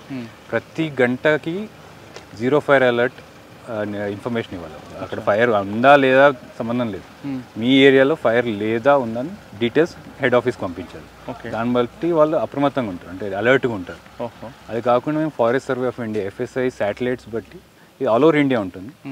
అందరి స్టాఫ్ రిజిస్టర్ అవుతుంది. ఒకవేళ వాళ్ళ ఏరియాలో ఫైర్ అంటుకుంది వెంటనే వాళ్ళకి SMS వస్తుంది, మీ ఏరియాలో ఇక్కడ అంటుకుంది. దాంతోపాటు ప్రతి రేంజ్లో మేము హాట్ షాట్ క్రూ అని పెడతాం. ఒక 10 మంది ఒకవేళ అంటుకుంటే వెంటనే వెళ్ళి ఆర్పడానికి పెట్టుకుంటాం. దాంతోపాటు మా దగ్గర వాటర్ ట్యాంకర్స్ ఉన్నాయి, హై ప్రెషర్ వాటర్ వచ్చే ట్యాంకర్స్ ఉన్నాయి. సో వీటి వల్ల ఓవర్ టైం ఇప్పుడు లాస్ట్ 3 years నుంచి చూస్తే టడోబాలో 0.02% ఏరియా మాత్రమే ఆ ఫైర్ వల్ల ఇంపాక్ట్. ఓకే సార్, ఇప్పుడు లోపల కొంతమంది కనిపిస్తున్నారు మీ వాళ్ళు, ఇప్పుడు వాళ్ళకి టైగర్ నుంచి కానీ వేరే వైల్డ్ యానిమల్స్ నుంచి ఇబ్బంది ఉంటుంది నైట్ టైం? లేదండి, ఎందుకంటే ఇలాంటి దీన్ని మనం ప్రొటెక్షన్ క్యాంప్స్ అంటాం. ఇది ఇక్కడ నాకా కాబట్టి ఇక్కడ జనాలు వస్తూ పోతుంటారు. ఇలాంటి ఐసోలేటెడ్గా టడోబాలో ఒక 80 దాకా ఉన్నాయి. సో కాకపోతే ప్రతి ప్రొటెక్షన్ క్యాంప్కి ఫెన్సింగ్ ఉంటుంది. సో వాళ్ళ సేఫ్టీ మేము ఫస్ట్ ప్రయారిటీ ఇస్తాం. సో వాళ్ళు మీ పని ఏంటంటే అక్కడ ఓవర్ నైట్ ఉంటారు అండ్ వాళ్ళు అక్కడ ఉన్న బీట్ ఆఫీసర్ తోటి పెట్రోలింగ్కి వెళ్తుంటారు. సో అది ప్రతి టైగర్ రిజర్వ్ మ్యాండేటరీ. ఎందుకంటే సెల్ ఫోన్ వాడద్దన్నారు, లిక్కర్ నాట్ అలౌడ్ అన్నారు, స్మోకింగ్ బ్యాన్ అన్నారు. ఒకవేళ మీ దృష్టిలో ఎవరైనా ఇటువంటి చేస్తూ కనపడితే ఏం చేస్తారు? సో వెంటనే ఏదైతే మీరు ఇక్కడ గ్రీన్ డ్రెస్లో ఉన్నారో ప్రతి వెహికల్లో గైడ్ అంటాం అతన్ని. సో వాళ్ళు అబ్జర్వ్ చేసి వెంటనే మా గేట్లో ఇన్ఫార్మ్ చేస్తారు, ఫలానా వెహికల్లో వచ్చిన వాళ్ళు ఈ వైలేషన్ చేశారు. ఒక్కసారి గేట్ దగ్గరికి వెళ్ళిన తర్వాత వాళ్ళకి ఫైన్ వేస్తాం. ఎంత వేస్తారండి? 5,000 స్ట్రైట్. అంటే 5,000 ఇచ్చి సిగరెట్ తాగొచ్చా? లేదండి, గుడ్ క్వశ్చన్. సో ఫస్ట్ వాళ్ళకి వార్నింగ్ ఇస్తాం, 5,000 ఎట్లాగో కలెక్ట్ చేస్తాం. సో నెక్స్ట్ టైం మళ్ళీ రిపీట్ ఇస్తే బ్లాక్ లిస్ట్ చేస్తాం. అవునా? అంటే ముందు గైడ్ రాడు, ఇంకా గైడ్ గురించి కానట్లేదు. గైడ్ అసలు మా వాళ్ళు చేస్తే ఇంకా వాళ్ళు పర్మనెంట్ బ్యాన్. గైడ్ అబ్జర్వ్ చేస్తారు. ఇప్పుడు గైడ్ అనేది మా వాళ్ళు కాదు, బయట వాళ్ళు వచ్చి సిగరెట్ తాగడం ఏమైనా చేస్తుంటే వాళ్ళు మాకు ఇన్ఫార్మ్ చేస్తారు, మేము యాక్షన్ తీసుకుంటాం. ఒకవేళ మా వాళ్ళే చేస్తే సస్పెండ్ అండ్ వాళ్ళు ఇంకా మళ్ళీ తీసుకుంటాం. తడ ఫారెస్ట్లోకి లేదండి. ఒకసారి మన లోపల ఇంకెన్ని చూద్దాం. ఇంకా చాలా ఉంది అసలు మనం. సార్ ఇక్కడ మన పులుల గురించి కాకుండా ఇంకా వేరేది విజిటర్ చేయడానికి అంటే సాధారణంగా తడోబా ఫారెస్ట్కు రావాలనుకున్న వాళ్ళకి ఎక్కువగా ప్రయారిటీ ఇస్తుంటారు చెప్పినట్టుగా టైగర్. ఇది కాకుండా ఒకరు కనబడలేదు అనుకోండి, ఎగ్జాంపుల్ టైగర్ చూడడానికి మనం వచ్చాక టైగర్ మనం చూడడానికి రాలేదు, కానీ అటువంటి విజిటర్కి అటువంటి టూరిస్ట్కి డిసప్పాయింట్ కాకుండా ఇంకా వేరే నాలెడ్జ్ కానీ వేరే ఎంటర్టైన్మెంట్ దొరుకుతుంది. ఆఫ్ కోర్స్ మీరు ఈకో టూరిజం కాన్సెప్ట్ చూస్తే అందులో ఒక కాంపోనెంట్ ఏంటంటే ఎవరైతే వస్తారో వైల్డ్ లైఫ్ ఏరియాకి వాళ్ళకి అవగాహన కలిగించడం చాలా ఇంపార్టెంట్ ఆస్పెక్ట్ ఉంటుంది. సో దాని పరంగా మా గైడ్స్ ఎవరైతే ఉంటారో, ఎవరైతే సఫారీలో విజిటర్స్తో పాటు వెళ్తారో వాళ్ళకి ట్రైనింగ్ ప్రతి ఇయర్ ఇస్తాం. ఫస్ట్ వాళ్ళు వాళ్ళ ఎక్స్పెక్టేషన్స్ తగ్గిస్తారు. టైగరే చూడాలి, టైగర్ కనిపించకుండా డిసప్పాయింట్ అవ్వడం, అది కాకుండా అడవిలో వెళ్తున్నాం చాలా విషయాలు నేర్చుకోవచ్చు. ఇప్పుడు ఇక్కడ నుంచి అక్కడికి వెళ్ళినప్పుడు 1000 విషయాలు చెప్పొచ్చు మనం. ప్రతి చెట్టు గురించి చెప్పొచ్చు, ప్రతి పుట్ట గురించి చెప్పొచ్చు. సో అలాంటి విషయాలు వాళ్ళు సఫారీ టైంలో మీతో విజిటర్స్కి చెప్తూనే ఉంటారు. సో ఆ 4 hours ఏదైతే సఫారీ టైం ఉందో ఇందులో చాలా విషయాలు చెప్తుంటారు. ఇండియన్ మాకు కూడా మేము ఎప్పుడైతే వస్తాం ప్రతిసారి ఏదో ఒకటి కొత్తగా నేర్చుకుంటూనే ఉంటాం. So forest always teaches us something. Okay sir, ఇక్కడ టైగర్ ఒకటే కాకుండా ఆక్సిజన్ పార్క్ లాంటిది ఏమైనా ఉందా? పార్క్ అనేది ఎక్కడైతే అడవులు లేవో అక్కడ అవసరం ఉంటుంది. ఇదంతా మనకు అడవే. సో కానీ ఒక మంచి స్మెల్ వచ్చే లాంటి చెట్లు అలాంటివన్నీ ఒక దగ్గర అలాంటి అయితే మేము చేయలేదు. మేబీ టెరిటోరియల్ ఏరియాస్లో బయట చేస్తుంటారు, ఎక్కడైతే అడవులు ఉంటాయో ఎక్కడైతే అర్బన్ ఏరియాస్ నుంచి వస్తుంటారు. ఇక్కడ అలాంటి కాన్సెప్ట్, ఇక్కడ ఉన్నదాన్ని మంచిగా పరిరక్షించడం అండ్ వచ్చిన వాళ్ళకు ఉన్నదాని గురించి మంచిగా చెప్పడం. అంటే ఇక్కడికి వచ్చిన వాళ్ళు ఫారెస్ట్ గురించి ఏదో కొంత నేర్చుకోవడం అండ్ దాన్ని ప్రొటెక్ట్ చేయాలనే ఒక దృక్పథం ఏర్పాటు చేయడం, అది మా ఎయిమ్ ఉంటుంది. ఇంతవరకు తడవ ఫారెస్ట్లో మన సఫారీ చూస్తాం. సఫారీలో మనకి ఒక పులి కూడా సైట్ అయింది. ఆ పులి 2 సంవత్సరాల వయసు అని మాత్రం అధికారులు చెప్తున్నారు. ఆ పులి తర్వాత ఈ సఫారీ తడవ ఫారెస్ట్కి వచ్చిన వాళ్ళకి మరొక ఎంటర్టైన్మెంట్, మరొక నాలెడ్జ్ సెంటర్ కనిపిస్తుంది. ఈ సెంటర్ ఏంటి, దీని వివరాలు ఏంటో డిఎఫ్ఓ గారు అడిగి తెలుసుకున్నాం. సార్ నమస్తే. ఇప్పుడు మనం ఫారెస్ట్ చూసాం, ఒక పులి అంటే దాదాపు 250 పుళ్ళు ఉంటే ఒక పులి మాత్రం సైట్ అయింది. కానీ ఏదైనా సైట్ అయింది కాబట్టి చాలా ఆనందంగా ఉంది. ఒకసారి దీని గురించి చెప్పండి, ఈ సెంటర్ దేనికి పెట్టారు, ఈ నాలుగు సెంటర్ ఏంటి? తడబాకు వచ్చేవారు ఎవరైనా కానీ ఫారెస్ట్ చూస్తారు, వాళ్ళకి అన్ని విషయాలు అక్కడ కనిపించకపోవచ్చు. కనిపించే విషయాల గురించి గైడ్ చెప్తారు. టైగర్ కనిపిస్తే టైగర్ గురించి, లేపర్డ్ కనిపిస్తే దాని గురించి. అక్కడ కనిపించని చాలా ఇంపార్టెంట్ ఇంట్రెస్టింగ్ విషయాలన్నీ ఈ నేచర్ ఇంటర్ప్రిటేషన్ సెంటర్లో క్రియేట్ చేశాము. అక్కడ మేము స్టార్టింగ్ నుంచి ఇక్కడ వరకు వచ్చి ఉంటే అక్కడ ట్రీస్ గురించి, ఇక్కడ యానిమల్స్ గురించి, నైట్ టైం కనిపించే యానిమల్స్ గురించి, వాటి యాక్టివిటీస్ గురించి, ఇక్కడ బర్డ్స్ చూస్తుంటారు బర్డ్స్ గురించి, లోపల వేసిన సైనేజెస్ వాటి గురించి, వాటన్నిటి గురించి క్లుప్తంగా కొంచెం వివరణ ఇచ్చాం. సో దట్ దాని నుంచి ఇక్కడికి వచ్చే వాళ్ళు కొంచెం క్యూరియాసిటీ వస్తుంది. జస్ట్ టైగర్ కాకుండా వేరే యానిమల్స్ కూడా చాలా ఉంటాయి. ఈవెన్ టైగర్ అయినా కూడా దాని హ్యాబిటేట్, దట్ బిహేవియర్ గురించి క్యూరియాసిటీ డెవలప్ అయ్యి ఇంకా దాని గురించి నేర్చుకుంటారనే ఉద్దేశంతో ఇది స్టార్ట్ చేశాను.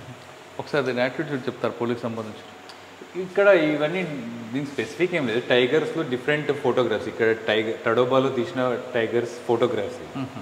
కానీ అంటే ఇక్కడ మీకు దాన్ని గోలుతో రప్పుతుంది, అంటే దాని టెరైన్ ఫిక్స్ చేసుకుని టెరిటరీ మార్క్ చేయడంలో ఇదొక పద్ధతి అండి. దీన్ని స్క్రేప్ మార్కింగ్ అంటారు. గోర్లతోటి ట్రీస్ మీద మార్క్ చేస్తుంది. అది ఎంత హైట్లో చేస్తుంది అంటే అంత పెద్దగా ఉంది, అంత డామినెంట్ టైగర్ అని మిగతా టైగర్ చెప్పాలంట. Indirect hunting or maybe territorial conflict, ఏదైనా వేరే టైగర్ వచ్చిన దాని ఏరియాకి అది అగ్రెషన్ చూపిస్తుంది. ఇక్కడ కప్స్ మదర్ కబ్స్తో పాటు మదర్ ఎప్పుడైనా చాలా కేర్ఫుల్గా ఉంటుంది, కబ్స్ చాలా క్యూరియస్గా ఉంటాయి, వాటి ఆ కళ్ళల్లో కనిపిస్తుంది. అక్కడ చూస్తే మీరు వాటర్ హోల్ కనిపిస్తుంది, సమ్మర్స్లో వాటర్ చూపించేది. ఇక్కడండి దీని ఏంటి? ఇక్కడ కూడా అండి ఇది కూడా టెరిటోరియల్ మార్కింగ్. ఇది చాలా తక్కువ సార్లు కనిపిస్తుంది. ఇక్కడ నెక్లో దానికి ఒక సపరేట్ గ్లాండ్ ఉంటుంది. సో నెక్ తీసుకెళ్ళి చెట్లకు రబ్ చేస్తుంది. సో ఆ స్మెల్ కూడా వస్తుంది వాటికి. ఒకటి యూరినేషన్, ఇంకోటి రోరింగ్, ఇంకోటి స్క్రేప్ మార్క్, ఈ నెక్ రబ్బింగ్. ఇక్కడ పిల్లలకి హంటింగ్ నేర్పుతుందా ఏంటి? ఇక్కడ ఇవి పిల్లలు వాటర్ తాగుతున్నాయి అండ్ అది దాని టెరిటోరియల్ మార్క్ చేసుకుంటుంది మదర్. ఇది మంచి ఫోటోగ్రఫీ కూడా బాగుంది. ఇది మాన్సూన్ టైంలో ఉంటుంది. ఫారెస్ట్ కలర్ గ్రీన్ కలర్లో ఉంది కదా. ఓకే, దీని గురించి చెప్పండి సార్. స్కల్ ఏంటిది? ఇది జస్ట్ ఒకవేళ అంటే టైగర్ స్కెలిటన్ ఎలా ఉంటుందో, దాని ఫ్రేమ్వర్క్ ఎలా ఉంటుందో చూపిస్తాను, ఒక రిప్రజెంటేషన్. ఇక్కడ దాని గురించి దాని డిఫరెంట్ సౌండ్స్ కానీ, ఇక్కడ దాని స్కిన్ ఎలా ఫీల్ అవుతుంది. మనం రియల్ టైగర్ని టచ్ చేయలేము, కానీ ఇక్కడ దాన్ని ఫీల్ అవ్వచ్చు ఎలా ఉంటుంది అని. అండ్ దాని పగ్ మార్క్ మనకు అక్కడ ఫారెస్ట్లో కనిపిస్తుంది, కానీ ఇక్కడ పిల్లలకి ఎస్పెషల్లీ క్యూరియాసిటీ డెవలప్ చేస్తుంది, వాళ్ళు కంపేర్ చేసుకోవడం. అండ్ ఇది డిఫరెంట్ సౌండ్స్, ప్రతి సౌండ్కి ఒక అర్థం ఉంటుంది టైగర్. సో అది రోర్ చేస్తే ఏ ఉద్దేశంతో రోర్ చేస్తుంది. ఒక మదర్ వాటి పిల్లల్ని పిలవాలంటే ఈ సౌండ్ వస్తుంది.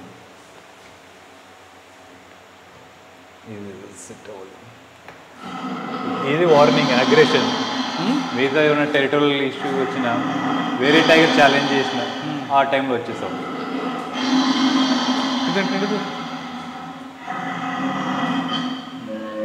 ఏదన్నా ఇబ్బంది ఉన్నదానికి డిస్కంఫర్ట్ చూపిస్తుంది, అలా కూడా వస్తుంది. యాక్చువల్లీ మీరు ఏదో బఫెలో లాగా సౌండ్ వస్తుండొచ్చు, కానీ టైగర్ సౌండ్.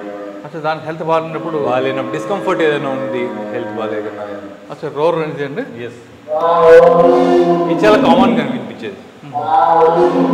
రెండు కొట్టుకున్నప్పుడు, రెండు కొట్టుకుంటాయి కదా, రెండు టైగర్లు ఎదురుపడినప్పుడు ఇది అగ్రెషన్, ఇది వస్తుంది.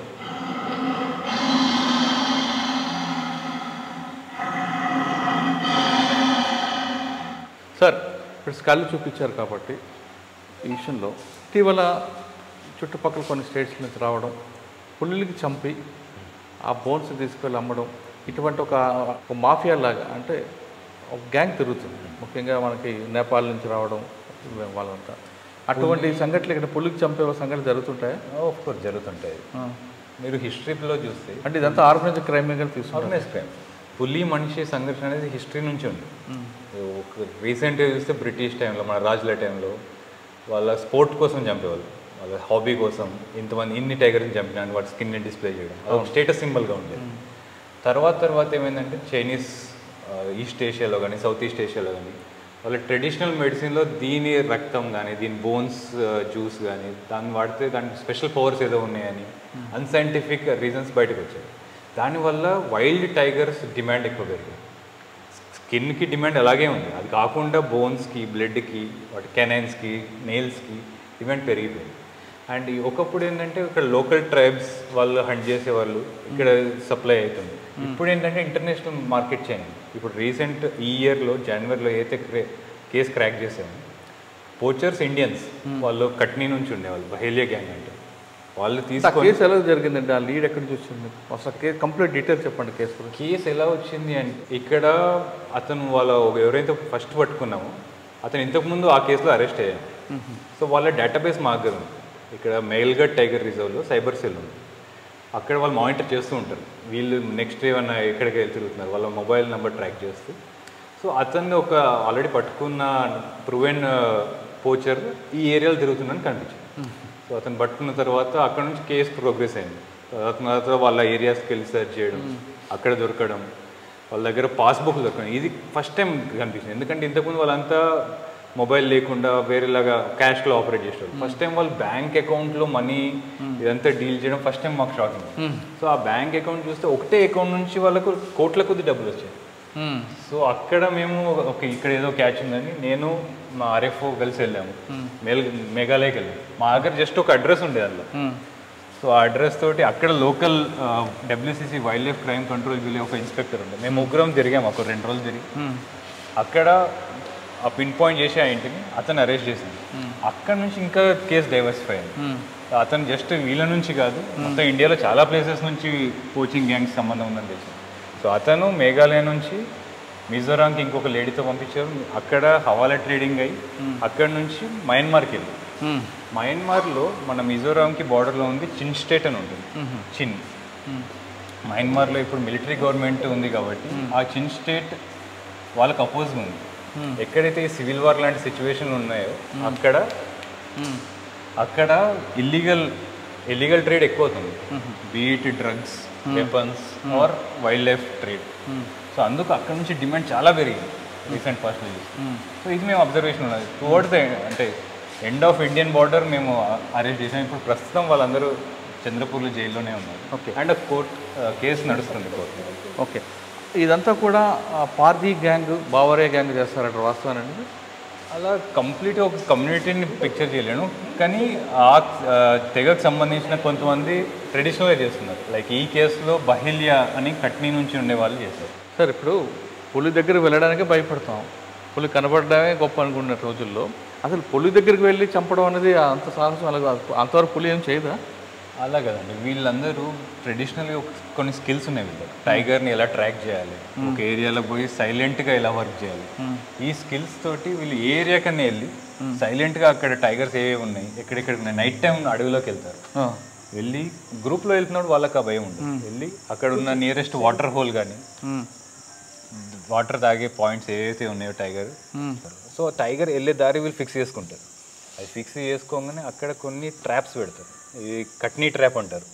మీరు చూస్తానికి ఇనుముతో తయారు చేసి ఉంటే అసలు సింపుల్గా ఉంటుంది. ఒకసారి అందులో పెట్టేసి అది రాదు, ఎంత గట్టిగా బీకినారు. సో అందులో ట్రాప్ అయిన తర్వాత టైగర్ని వెనక నుంచి ఒక గట్టి దెబ్బేస్తారు. వితిన్ 1-2 అవర్స్లో మొత్తం మాయం చేసేస్తారు. అక్కడ ఏమేమి మిగలదు అనమాట. స్కిన్ తీసే వాళ్ళ ఎక్స్పర్టీస్ వేరే ఉంటుంది, మీట్ తీసే వాళ్ళ ఎక్స్పర్టీస్ వేరే ఉంటుంది. ఆ స్కిన్ కూడా ఎలా తీస్తారంటే ఇంటర్నేషనల్ మార్కెట్లో ఆ స్కిన్కి ఏమైనా డ్యామేజ్ ఉందో దాని రేట్ పడిపోతుంది. చాలా స్కిల్ఫుల్గా తీస్తారు అనమాట. సో వీళ్ళందరూ ఆ గ్యాంగ్లో ఎక్స్పర్టీస్ ఉంటారు. ఓకే. తీసుకొచ్చిన తర్వాత దాన్ని ఎలాగ ఎక్స్పోర్ట్ చేస్తారండి? జనరల్గా వీటిలలో వీళ్ళు ట్రైన్స్ వాడతారు. ఇప్పుడు ఇక్కడ చంద్రపూర్ మేము ట్రాక్ చేసిన వాళ్ళ మొబైల్స్తో ప్రకారం ఏంటంటే వీళ్ళు ఇక్కడ నుంచి అస్సాంకి బై ట్రైన్ వెళ్ళేవారు. వీళ్ళు టికెట్స్ రిజర్వేషన్ ఏం లేకుండా జనరల్ కంపార్ట్మెంట్లో, ఎస్పెషల్ లేడీస్ వాడతారు వీళ్ళు. వాళ్ళని ఎక్కువగా చెకింగ్ ఇవేమి ఉండవు కాబట్టి అక్కడ నుంచి వెళ్ళి అక్కడ మొబైల్స్ తోటి వాళ్ళు ఆల్రెడీ లింక్ ఉంటారు, ప్రెడిటర్మెంట్ ప్లేస్ ఉంటుంది, అక్కడికి వెళ్ళి ఎక్స్చేంజ్ చేసుకుంటారు. వీళ్ళు ఇచ్చేసిన తర్వాత వాళ్ళకి నామినల్ ఏదో అమౌంట్ ఇస్తారు, తర్వాత మొత్తం ట్రాన్సాక్షన్ అయిన తర్వాత కంప్లీట్ అమౌంట్ పంపిస్తారు. అండ్ ఇందులో బిగ్గెస్ట్ క్యాచ్ మాకు వాళ్ళు బ్యాంక్ వాడడం వల్ల దొరికింది. సార్ ఇక్కడ చంద్రపూర్ నుండి కట్నీ ట్రైన్లో బై ట్రైన్ కట్నీ కానీ యాక్చువల్ ఒరిజినల్ ప్లేస్ కట్నీ, వాళ్ళు డిఫరెంట్ ప్లేసెస్కి డిస్ట్రిబ్యూట్ అవుతారు. సార్ మీట్ ఏం చేస్తారు వాళ్ళు? మీట్ అక్కడ మాకు ఇప్పుడు దొరికిన కేసులో అక్కడే పూర్తి చేసి ఉండే. తర్వాత మీట్ ఎందుకంటే మీట్ ఖరాబ్ అయిపోతుందండి. సార్ మీరు చెప్తున్నగా చర్మం దొరుకుతుంది, గోర్లు దొరుకుతున్నాయి అంటే బోన్స్ కోసం చేస్తున్నారా? బోన్స్ కోసం. బోన్స్ రీసెంట్లో ఒక స్టడీ వచ్చింది, దాని ప్రకారం Vietnam, south east Asia countries ఏదైతే ఉందో అక్కడ వాటి బోన్ సూప్ చాలా ఎక్కువ డిమాండ్లో ఉంది. సో దానికోసం బోన్స్ ఈ మధ్య చేస్తున్నారు ఎక్కువ. బోన్ సూప్ ద్వారా తింటే తాగితే వాళ్ళకి ఏదో మ్యాజికల్ పవర్స్ వస్తేనో ఒక నమ్మకం, పిచ్చి నమ్మకం అని చెప్పొచ్చు, ఎందుకంటే సైంటిఫిక్గా అదేం ప్రూవ్ అవ్వలేదు. అండ్ ఇంకోటి ఏంటంటే చైనాలో టైగర్ ఫార్మ్స్ ఉన్నాయి, మన పౌల్ట్రీలో బ్రాయిలర్ కోడ్ల లెక్క వాళ్ళ దగ్గర ఆర్టిఫిషియల్ టైగర్స్ ఉన్నాయి. సో అలా టైగర్స్ ఉన్నా కూడా మనకు నాటుకోడి తింటే వేరేలా ఉంటుంది, సో బ్రాయిలర్ కోడి కన్నా. సో వాళ్ళకు వైల్డ్ టైగర్సే కావాలి. ఈ నెక్సస్ వల్ల టైగర్స్ చాలా థ్రెట్లో ఉన్నాయి ఇప్పుడు. ఓహో, ఇప్పుడు తడబాలో ఎన్ని పోయి ఆ విధంగా గురి ఉంటాయి? తడబాలు ఏం అవ్వలేదండి. వీళ్ళు వాళ్ళ సెర్చ్ హిస్టరీ చెక్ చేస్తే, వాళ్ళ సీడియర్ చెక్ చేస్తే వాళ్ళు టైగర్ రిజర్వ్స్లో ప్రొటెక్షన్ బాగుంటుంది కాబట్టి ఇక్కడ టార్గెట్ చేయట్లేదు. టైగర్ రిజర్వ్స్ బయట ఉండే టైగర్స్కి ప్రొటెక్షన్ కొంచెం రిలేటివ్ తక్కువ ఉంటుంది, సో వాటిని ఎక్కువ టార్గెట్. అది ఆ లొకేషన్ ఉన్నాయండి ఇక్కడ చంద్రపూర్లో. బయట చాలా ప్లేసెస్లో ఎక్కడైతే ఫారెస్ట్ ఉందో అక్కడ అన్నింటిలో టైగర్స్ ఉన్నాయి కదా, సో ఆ ఏరియాస్లో టార్గెట్ చేస్తున్నారు. సార్ ఇప్పుడు ఇటువంటి కేసులో అనుకోండి, వైల్డ్ యానిమల్ యాక్ట్ ప్రకారం ఏ సెక్షన్స్ వస్తాయి, పట్టుబడి వాళ్ళ మీద ఛార్జ్ షీట్ ఎలాగేస్తారు, వేసిన తర్వాత సెక్షన్లు ఇంప్లిమెంట్ అయిన తర్వాత శిక్ష ఎంత పడుతుంది, అదేవిధంగా మీకు లీగల్ సపోర్ట్ ఉంటుందా లేదా? ఇందులో వైల్డ్ లైఫ్ ప్రొటెక్షన్ యాక్ట్ 1972 దాని వేరియస్ అమెండ్మెంట్స్ ప్రకారం forest department and various forest ఆఫీసర్కి పవర్స్ ఉన్నాయి, అరెస్ట్ చేయడానికి, సెర్చ్ చేయడానికి, ఛార్జ్ షీట్ చేయడానికి. అండ్ ఇందులో మెయిన్ హంటింగ్ ఏదైతే ఉంటుందో, పోచింగ్ అనేది ఒక టైప్ ఆఫ్ హంటింగ్. సో దాంట్లో హంటింగ్ సెక్షన్ ఉంటుంది, దానికి పనిష్మెంట్ వచ్చేసి ఈ Schedule 1 యానిమల్స్, డిఫరెంట్ స్కెడ్యూల్కి డిఫరెంట్ పనిష్మెంట్ ఉంటుంది. సో టైగర్ అనేది Schedule 1 యానిమల్, హైయెస్ట్ ప్రొటెక్షన్ కాబట్టి మినిమం 3 years, మ్యాక్సిమం 7 years వరకు పనిష్మెంట్ ఉంటుంది. అంటే మీకు మిగతా పోలీసులాగా సపోర్టింగ్ ఉంటుంది పోలీస్ స్టేషన్లో, లీగల్ ఎవిడెన్స్, మన పబ్లిక్ ప్రాసిక్యూషన్ కానీ సేమ్ రూల్స్ అప్లై అవుతాయి ఇక్కడ కూడా. ఎవిడెన్స్ యాక్ట్ అంటే మీరు ఎవరైనా సెర్చ్ చేయడానికి, ఒక సెర్చ్ చేయాలంటే మేజిస్ట్రేట్ అనుమతులు అటు ఉండవు, అవసరం మీకు అవసరం లేదు. అంటే ఈ కేసుకి అందులో కూడా ఏదైతే Schedule 1 యానిమల్స్ ఉన్నాయో దాంట్లో డిఫరెన్షియేట్ చేశారు. ఇంపార్టెంట్ వాటికి వారెంట్ లేదు, మేమే సెర్చ్ వారెంట్ ఇష్యూ చేయొచ్చు, ACF level officer search warrant issue చేస్తారు. సో అరెస్టింగ్ కూడా పవర్స్ మా దగ్గర ఉన్నాయి. తర్వాత అరెస్ట్ చేసిన తర్వాత సేమ్ పోలీస్కి ఏదైతే వాళ్ళు రూల్స్ వర్తిస్తాయో 24 hours లోపు మ్యాజిస్ట్రేట్ ముందు ప్రొడ్యూస్ చేయాల్సి వస్తుంది. తర్వాత ఫారెస్ట్ కస్టడీ తీసుకుంటాం ఫర్దర్ ఎంక్వైరీ కోసం. అలా వీళ్ళందరినీ ఎవరైతే అరెస్ట్ చేసామో అలా ఫారెస్ట్ కస్టడీ తీసుకొని ఫర్దర్ ఎంక్వైరీ చేసిన తర్వాతనే ఇంకో వాళ్ళు రివీల్ అవుతుండే. సార్ ఫారెస్ట్ కస్టడీ తీసుకుంటారు పోలీస్ లైన్లోనే, పోలీసులాగా ఇంటరాక్షన్ ఉంటుందా, లేదు అక్కడ కూర్చోపెట్టి మాట్లాడి రిమైండ్ చేస్తారు? అంటే డిఫరెంట్ పీపుల్ డిఫరెంట్ టెక్నిక్స్ ఉంటుంటాయి. సో సేమ్ రూల్స్ ఉన్నప్పుడు సేమ్ ప్రొసీజర్స్ కూడా ఉంటాయి. సార్ మనం ఫైనల్గా వద్దాం. తడబా ఫారెస్ట్కి వచ్చిన తర్వాత కేవలం పులి కనబడిపోయినా అటు వచ్చిన వాళ్ళకి, టూరిస్ట్కి కానీ వాళ్ళకి ఎడ్యుకేట్ చేయడం అనేది ఒక ప్రయారిటీ తీసుకున్నారు. ప్లస్ ప్లాస్టిక్ నిషేధం, తాగుడు కానీ పొగాకు కానీ లేదు. వచ్చిన వాళ్ళకి నాలెడ్జ్ ఇవ్వడం అనేది మీకు మెయిన్ ప్రయారిటీ కనిపిస్తుంది. తర్వాత ఒకరు కనబడిపోతే ఏం చేయాలి వచ్చింది మీరు ఈ దీంట్లో కూడా పెట్టారు. ఇదంతా బాగుందండి, కానీ చుట్టుపక్కల ఎంకరేజ్మెంట్స్ ఎక్కువ కనిపిస్తుంటాయి ఫారెస్ట్కి. ఒక ఫారెస్ట్ని, తడబా ఫారెస్ట్ కానీ వేరే ఫారెస్ట్ కానీ డెవలప్ అవ్వాలి, నెక్స్ట్ మన జనరేషన్కి చూపించాలంటే ఫారెస్ట్ని కాపాడే బాధ్యత కేవలం ఫారెస్ట్ డిపార్ట్మెంట్దేనా, పబ్లిక్ కూడా ఉందా? పబ్లిక్ కూడా ఉన్నారు. కొంతమంది పబ్లిక్ మాకు సంబంధం కాదు, గవర్నమెంట్ చూసుకోవాలి, మాకు ఫారెస్ట్ అంటే చెట్లు కొట్టడం తప్ప తెలియదు అంటుంటారు. ఫారెస్ట్ డిపార్ట్మెంట్ రోల్ చాలా తక్కువ ఉంటుందండి. ఎక్కడైనా కూడా కన్జర్వేషన్లో లోకల్ పీపుల్ సపోర్ట్ లేనిది మనం కన్జర్వ్ చేయలేము, అది మనం గివెన్ థింగ్. తడబా సక్సెస్ చూస్తే కూడా ఇక్కడ లోకల్ పీపుల్ చాలా ఎంప్లాయ్మెంట్ ఉంటుంది. యాజ్ అ గైడ్ కానీ, డ్రైవర్ కానీ, జిప్సీ కానీ, ఇక్కడ సోనీర్ షాప్స్, కెమెరా ఛార్జ్, ఏదైనా కానీ ఇక్కడ టూరిజంకి వచ్చిన వాళ్ళు ప్రతి దాంట్లో వాళ్ళకు సర్టెన్ అమౌంట్ లోకల్స్కి వెళ్తుంది. అందుకు ఇక్కడ ఈ ఫారెస్ట్లు ఇంత రిచ్గా ఉన్నాయి, ఫెల్లింగ్ అవ్వదు, పోచింగ్ లోకల్స్ చేయరు. లాస్ట్ కేసు ఎప్పుడో 10 ఏళ్ళ ముందే అయింది, తర్వాత అలాంటి కేసెస్ జరగలేదు. సో ఎప్పుడైతే జనాలకు తెలుసో ఈ అడవిని కానీ, ఈ సంపత్తిని కానీ మనం కాపాడడంలోనే మన బెనిఫిట్ ఉందని వాళ్ళకి అర్థమైందో వాళ్ళు సొంతంగా కాపాడతారు. సో అలా మనం ఏదైనా ఆలోచించాలి బయట వాటికి కూడా. అంటే కేవలం తడబా కాకుండా అంటుంది, నేను జనరలైజ్గా అడుగుతున్నాను. ఇప్పుడు ఎక్కడైనా ఫారెస్ట్ ఉన్నప్పుడు ఆ చుట్టుపక్కల ఉన్న వాళ్ళు కూడా భాగస్వాములు అవ్వాలంటారు. ఎస్, భాగస్వాములు అవ్వడానికి వాళ్ళకు ఏదైనా బెనిఫిషియల్ ఉండాలి దాని నుంచి. సో అలా ఏమన్నా ప్రాజెక్ట్స్ చేస్తే డెఫినెట్గా సక్సెస్ అవుతుంది. అచ్చా, అంటే కేవలం పులులు చూడడానికి కాకుండా అట్మాస్ఫియర్ కానీ, అడవులు మనుషులలో మార్పుకు కానీ, మనుషుల ప్రవర్తనకు కానీ, మనుషుల్లో ఒక ఆక్సిజన్ నింపడానికి అడవులు ఏ విధంగా సహకరిస్తుంటాయి, దోహదపడతాయి? జపాన్లో ఒక ఫిలాసఫీ ఉంటుంది, షిన్రిన్ యోకు అని, ఫారెస్ట్ బాతింగ్ అని. జస్ట్ ఫారెస్ట్లోకి పోయి కొన్ని గంటలు గడిపితే మన హార్మోన్ లెవెల్స్ చాలా కంట్రోల్లో ఉంటాయి, మన స్ట్రెస్ లెవెల్స్ తగ్గుతాయి, సైంటిఫిక్గా ప్రూవ్ చేశారు. సో సేమ్ థింగ్, మీరు చెప్పాల్సిన అవసరం లేదు. థియరిటికల్గా ఎవరైనా ఫారెస్ట్లోకి పోయి, అడవిలోకి కానీ సమ్ గ్రీనరీ స్పేస్లోకి పోయి తిరిగి వస్తేనే వాళ్ళు స్ట్రెస్ లెవెల్ తగ్గుతుంది. సో ఆ విధంగా మనం చూడొచ్చు, ఫారెస్ట్లోకి వెళ్తే హెల్ప్ అవుతుంది. కానీ ఇక్కడ ఎంకరేజ్మెంట్ ఉండమంటారా? ఎంకరేజ్మెంట్ ఉన్నాయండి, ఎంకరేజ్మెంట్ లేకుండా ఫారెస్ట్ లేవు, అండ్ అది కంటిన్యూస్ స్ట్రగుల్. ఎంకరేజ్మెంట్ అవుతున్న కొద్దీ వాళ్ళు తీసేయడం ఉంటుంది, ఎందుకంటే తీసేస్తున్న కొద్దీ వాళ్ళ లైవ్లీహుడ్ కూడా చూస్తుండాలి, కాకపోతే ఫారెస్ట్ని కూడా కాపాడుతూ ఉండాలి. ఇప్పుడు ఒకసారి హ్యూమానిటేరియన్ యాంగిల్లో వాళ్ళు పొలం వేశారు, ఇప్పుడు వెంటనే మేము జేసీబీ తోటి తీసేస్తే వాళ్ళకు జీవన పద్ధతి మొత్తం వాళ్ళు కట్ చేసిన తర్వాత వాళ్ళకి చెప్పి అక్కడ లోకల్స్ లీడర్స్తో మాట్లాడి తీసేసే పద్ధతి వేరేలా ఉంటుంది. వినలేదు, వాళ్ళు అటాక్ చేశారు, అప్పుడు హార్ష్ మెజర్స్ తీసుకోవాల్సి వస్తుంది. బట్ ఈవెన్చువల్లీ ఫారెస్ట్ ఎంత ఉన్నాయండి ఇండియాలో? 21% ఉంది. అందులో మంచి ఫారెస్ట్ ప్రొటెక్టెడ్ ఏరియా చూస్తే 5%, మొత్తం ల్యాండ్ ఏరియాలో 5% మాత్రమే ఎనిమల్స్ వైల్డ్ లైఫ్ కోసం ఉంచాం. సో వాటిని పరిరక్షించుకోవడం, ఎంకరేజ్మెంట్ ఫ్రీ చేయడం ప్రయారిటీ ఉంది. ఫారెస్ట్లో మన ఇండియా లెవెల్లో ఉన్న ఫారెస్ట్లో వైల్డ్ యానిమల్కి సంబంధించి గవర్నమెంట్ గ్రేడింగ్ చేస్తుంటుంది ఎవ్రీ 4 yearsకి. ఆ గ్రేడింగ్ దీంట్లో అసలు గ్రేడింగ్ ఏ విధంగా దాన్ని చేస్తారు? తడబా గ్రేడింగ్లో ఎంత ఉంటుంది? దీనికి NTCA ఒక ప్రక్రియ రూపొందించింది, మేనేజ్మెంట్ ఎఫెక్టివ్నెస్ ఎవాల్యుయేషన్, MEE అంటారు దాన్ని. ప్రతి 4 yearsకి ఒకసారి చేస్తుంది. లాస్ట్ టైం 2022లో చేసింది, ఇది నెక్స్ట్ ఇయర్ 2026లో కూడా ఉంది.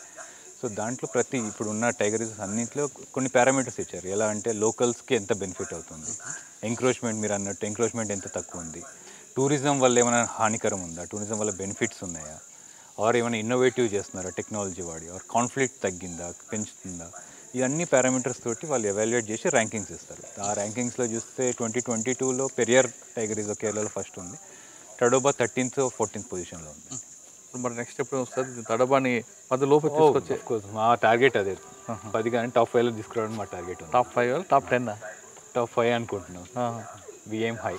ఓకే సార్, ఫైనల్గా చెప్పండి, ఈ ఫారెస్ట్ డిపార్ట్మెంట్ రావాలనుకున్న వాళ్ళకి, చాలామంది ఆస్పిరెంట్స్ రావాలనుకుంటున్నారు, అంటే సివిల్స్ రాస్తూ రాని వాళ్ళు కొంతమంది IAFSకి వస్తారు, అలా కాకుండా ఎక్స్క్లూజివ్గా IAFS రాయాలి అనుకున్న వాళ్ళు కొంతమంది ఉంటారు, అంటే స్టేట్ కానీ లేదా సెంట్రల్లో కానీ. ఆ విధంగా రాయాలనుకున్న వాళ్ళకి మీరు ఇచ్చే మెసేజ్ ఏంటి? నా మెసేజ్ సింపుల్ అండి, ఇది ఒక జాబ్ లెక్క చూసే వాళ్ళు కొందరు ఉంటారు, ఇది ఒక కెరియర్ లెక్క చూసే ఇద్దరికి నేను చెప్పేది ఏంటంటే, ఇది ఒక ప్రాబ్లం. ఇక్కడ ప్రతిరోజు ప్రాబ్లమ్స్ వస్తాయి, ప్రతిరోజు కేస్ స్టడీస్ ఉంటాయి, ప్రతిరోజు బ్యాలెన్స్ చేసుకుంటూ వెళ్ళాల్సి వస్తుంది. ఇప్పుడు ఒక రోడ్డు కట్టాలంటే ఫారెస్ట్ నుంచి వెళ్ళాల్సి వస్తుంది, రోడ్డు లేకుంటే డెవలప్మెంట్ ఉండదు, కానీ రోడ్డు వల్ల ఫారెస్ట్ నష్టం అవుతుంది. అలాంటప్పుడు ఏం చేయాలి, ఎలాంటి సొల్యూషన్స్ తీసుకురావాలి, అలాంటి ప్రతిరోజు ఫేస్ చేయాల్సి వస్తుంది. ఎందుకంటే ఫ్యూచర్లో climate change, biodiversity loss, pollution, ఇవే మేజర్ ఇష్యూస్ కాబోతున్నాయి. So I invite everyone who are interested in solving any problem. వాళ్ళ ఇంట్రెస్ట్ ఉండొచ్చు, ఉండకపోవచ్చు ఫారెస్ట్లో అండ్ వైల్డ్ లైఫ్లో, బట్ ప్రాబ్లమ్ సాల్వింగ్లో ఇంట్రెస్ట్ ఉన్న వాళ్ళందరికీ you are welcome to the forest department. Forest department రావాలనుకున్న వారికి వెల్కమ్ చెప్తున్నారు ఆనందరెడ్డి గారు. ఆయన చెప్తున్నట్లుగా ఇది కేవలం ప్రభుత్వ ఉద్యోగం పనే కాదు, ప్రజలు కూడా భాగస్వామి కాపాడితే ఖచ్చితంగా ఫారెస్ట్ అనేది ఇప్పుడు కూడా ఉంటుంది. నెక్స్ట్ మనకు జనరేషన్కి చూపిస్తాం, లేదంటే ఫారెస్ట్ అనేది బుక్స్కే పరిమిత అవకాశం కనిపిస్తుంది అన్నది ఆనందరెడ్డి గారు. ఇప్పటికే దేశవ్యాప్తంగా ఫారెస్ట్ అనేది అంతరించిపోతున్న సమయంలో ఇటువంటి ఆఫీసర్స్ అందరూ ముందుకు రావడం, ఇన్నోవేషన్ చూపించేపట్టి ఇన్నోవేషన్ చూపిస్తున్నారు, కానీ ప్రజల సహకారం కూడా ఉంటే ఖచ్చితంగా దీని రేషియో పెంచవచ్చు. దాంతో నెక్స్ట్ జనరేషన్ కూడా ఫారెస్ట్ దాని ఫలితాలు కూడా అందించవచ్చు అంటున్నారు. అంతేకాకుండా నెక్స్ట్ టాప్ 5లో తడవ ఉండే విధంగా కూడా మేము ప్రవర్తిస్తామంటూ ఆయన జడ్జిమెంట్ ఇస్తున్నారు. ఇది ఈ వారం ఆనందరెడ్డి గారితో ఎక్స్క్లూజివ్ ఇంటర్వ్యూ. వచ్చే వారం మరో గెస్ట్తో మళ్ళీ కలుద్దాం. అంతవరకు నమస్తే. Thank you very much sir. నిజంగా ప్రస్తుతం ఉన్నటువంటి సమాజం దేనికి ప్రయారిటీ ఇస్తుంది? ఆర్థిక సంబంధాల చుట్టూ మాత్రమే తిరుగుతుంది. మళ్ళీ ఎన్నికలంగానే చాలా విరక్తి కలుగుతాం. మంచి అనిపిస్తుంది కదా, లేడీస్ కూడా ఛాలెంజింగ్ జాబ్స్ చేసినప్పుడు చాలా బాగుంటది. ట్రాఫిక్ అసిస్టెంట్స్ గా నియమించిన ట్రాన్స్జెండర్స్ అందరితో సాల్యూట్ చేయించుకుంటున్నారు. ఫుడ్ డెలివరీ ఇవ్వటానికి వెళ్ళినటువంటి డెలివరీ బాయ్ అనిల్ పై కళ్ళ ముందు